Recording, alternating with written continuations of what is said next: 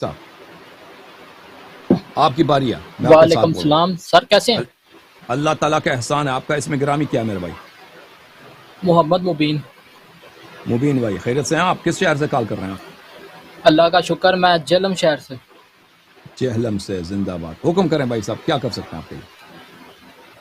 اچھا، تو کوشچن آپ سے کچھ پوچھنے تھے، جی کیونکہ اللہ کا شکر ہے آپ کے وسیلے سے اور باقی جو علماء ہیں جو حق لوگوں تک پہنچا رہے ہیں جی ان سر، کی وجہ سے جو ہے حقائق مجھ تک پہنچے ہیں۔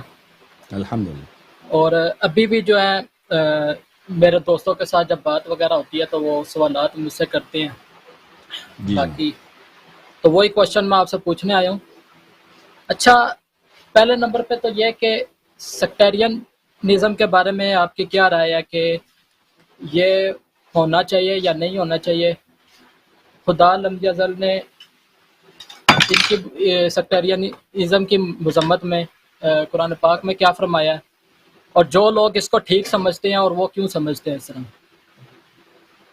سیکٹرینزم دیکھیں، جو ابھی موجودہ سیکٹرینزم چل رہا ہے، اس کے سیاسی وجوہات ہیں، جیو پولیٹیکل وجوہات ہیں۔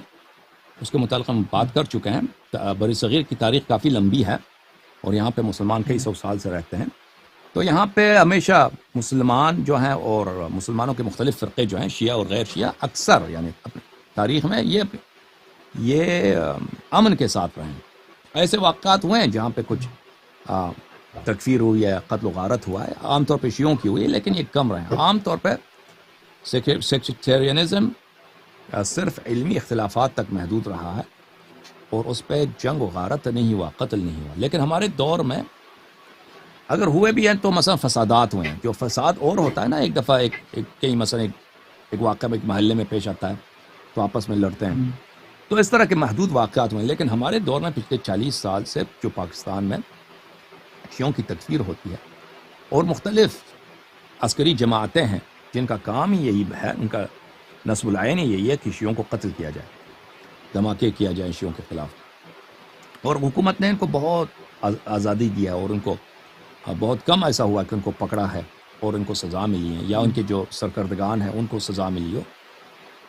تو یہ جو اس کے وجوہات پولیٹیکل ہیں، اس کے وجوہات مذہبی نہیں ہیں، اور وہ ہے کہ عالم اسلام میں، کیونکہ یہ واضح بات ہے کہ جب سے ایرانی انقلاب ہوئی ہے، کیونکہ ایرانی انقلاب میں جو ان کی جو کانسٹیٹیوشن ہے، ان کا جو قائد ہے وہ کیا کہلاتا ہے؟ وہ اس کا قائد ہے ولی امر مسلمین جہان۔ وہ سب مسلمانوں کا ولی امر ہے، سب مسلمانوں کا ولی امر ہے۔ تو یہ کوئی چھپی بات بھی نہیں ہے، وہ اپنے کانسٹیٹیوشن میں ہے اور پورے امت کا امام ہے۔ یہ بالکل ایرانی کانسٹیٹیوشن میں ہے کہ ایران کا جو قائد ہے وہ پوری امت کا ولی امر ہے اور پورے مسلمین کا وہ امام ہے۔ تو لازمی بات ہے اگر وہ ولی امر ہے اور وہ امام ہے تو پاکستانی حکومت کی تو کوئی ویلیو نہیں رہی نا۔ یہ تو زبان میں کہتے ہیں کہ ہم پاکستانی حکومت کو مانتے ہیں۔ اگر وہ ولی امر ہے تو اس کا مطلب ہے پاکستانی حکومت کو اس کی تابع ہونی چاہیے، وہ تعین کرے گا کہ پاکستان میں کون حکومت کرے گا، یا اسی طرح عراق میں، اسی طرح سعودی عرب میں، اسی طرح مصر میں۔ تو اس کو مسلمان کوئی نہیں مانتا اس بات کو، جو ایران سے باہر جو مسلمان، بلکہ ایران کے لوگ بھی اس کو نہیں مانتے اس بات کو۔ اور اسی سیاست پہ وہ اس طرح نہیں ہے کہ صرف ایک ان کے کانسٹیٹیوشن میں لکھا ہے، لیکن اس پہ عمل بھی کرتے ہیں۔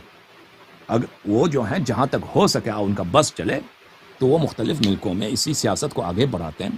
اور کون ان کا کام آتا ہے؟ شیعہ، کیونکہ جو ہمارے مسلمان بھائی ہیں اہل سنت کہلاتے ہیں، وہ تو ایرانی حکومت کی بات کو تو نہیں مانتے۔ ایرانی حکومت کی وہ ان میں اثر و نفوذ نہیں ہے۔ کہاں پہ اثر و نفوذ ہے؟ سب شیعوں کو انہوں نے اچھی طرح اس مسئلے کے لیے اپنے کنٹرول میں لے لیا ہوا ہے۔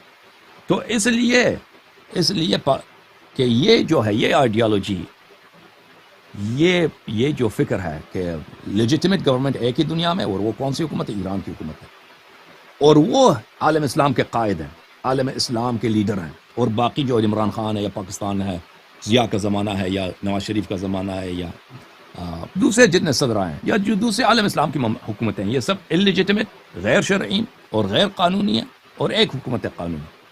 تو یہ بات جو کرتی ہے حکومت ایران کہ ہم پورے عالم اسلام کے ولی امر ہیں، تو یہ ان کا مقصد کیا؟ ان کا مقصد یہ ہے کہ پورا عالم اسلام کو ہم اکٹھے کریں گے ایک بینر کے نیچے، اور ایک اوپر ہوگا قائد ہوگا جو پورے عالم اسلام کا امام ہوگا، خامنئی جیسا ایک شخص ہوگا مثلا، یا اس کا جو بھی جانشین ہوگا، اور باقی سب ایران کے صوبے بنیں گے. پاکستان ایران کا صوبہ ہوگا، سعودی عرب ایران کا صوبہ ہوگا، مصر ایران کا ایک صوبہ ہوگا. یہ سب ولی فقیہ کے انڈر ہوں گے. تو یہ فکر جو ہے، تاکہ یہ فکر پاپولر نہ ہو جائے عالم اسلام میں، اور یہ فکر جو ہے نا، یہ بہت سارے علماء کا یہ جو ہے ایک خواب رہا ہے. یعنی علامہ اقبال جو ہیں مثلا، ابو العلا مودودی، محمد حسن البنا، جمال الدین الافغانی، یہ سب ان کا خواب یہی رہا ہے کہ عالم اسلام اکٹھے ہو جائیں ایک لیڈر کے نیچے، اور پھر دوبارہ خلافت کی تاسیس ہو، اور ایک سپر پاور بن جائے عالم اسلام، مراکش سے لے کر انڈونیشیا تک ایک ہی یونٹ بن جائے، ایک ہی گورنمنٹ ہو. تو یہ بات، اس بات کے لیے کوئی حکومت عمل نہیں کرتا. اس بات کو عملی جامہ پہنانے کے لیے صرف حکومت ایران اس پہ کام کر رہا ہے، لیکن اس کا ساتھ دینے والا کوئی نہیں ہے، کیونکہ وہ ایران کی بالادستی کو قبول کرنا پڑے گا. تو اس کے لیے دو چیزیں ان کے لیے مفید ہے عالم اسلام میں. ایک ہے کہ شیعوں کی تکفیر کیا جائے، کیونکہ جب سیکٹرین ہوں گے تو وہ کبھی ایران کی بالادستی کو قبول نہیں کریں گے. پاکستانی جو ہمارے مسلمان بھائی ہیں اہل سنت والے، یا سعودی عرب میں یا مصر میں، وہ بہت جلد قبول کریں گے ایران کو، بشرط کہ ایران کیا وہ سنی ہو، ایران شیعہ نہ. ایران اگر رافضی ہے، ایران اگر شیعہ، تو وہ اس کو بھی قبول نہیں کریں گے کہ یہ ہمارے لیڈر ہوں، ہم اس خلیفے کے ساتھ بیعت کریں. تو اس لیے سیاسی پاورز کے لیے بہت اہم ہے کہ شیعوں کی تکفیر کی جائے،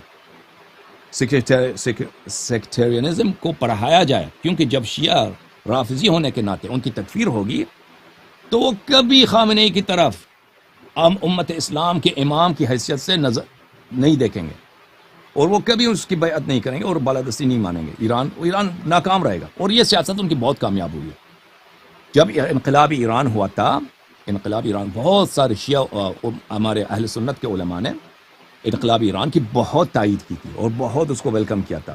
جماعت اسلامی کا ایک وفد گیا تھا ایران، اور انہوں نے آفر دیا تھا خمینی صاحب کو کہ ہم آپ کے ساتھ بیعت کریں گے، آپ مسلمین کے خلیفہ ہونے کیسے سے آپ کے ساتھ بیعت کریں گے.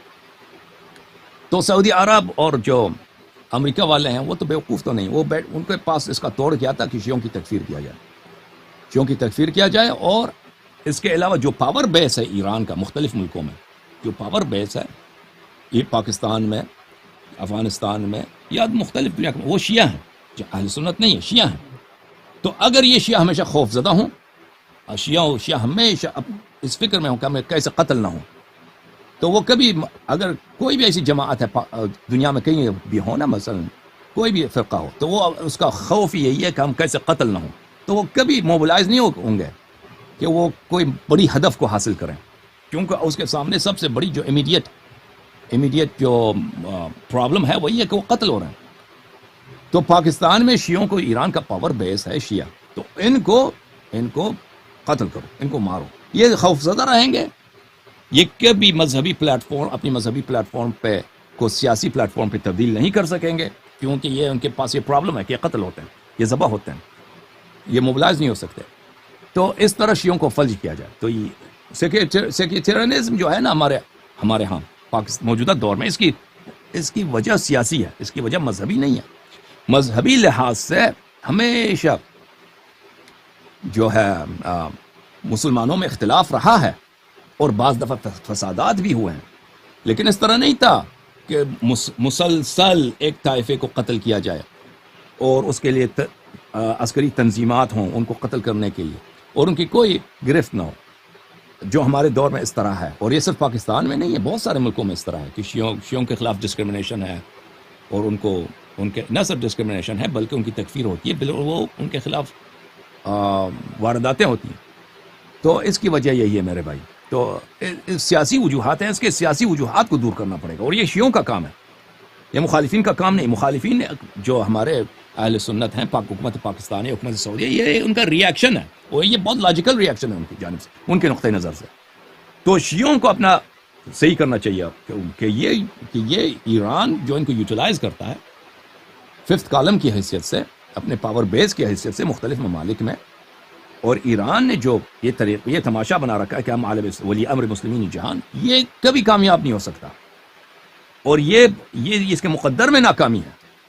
صرف یہ شیعوں کو مزید تباہ کرے گا، اس کا اور حاصل اس کا کچھ نہیں ہوگا۔ جی سر مزید بولیں۔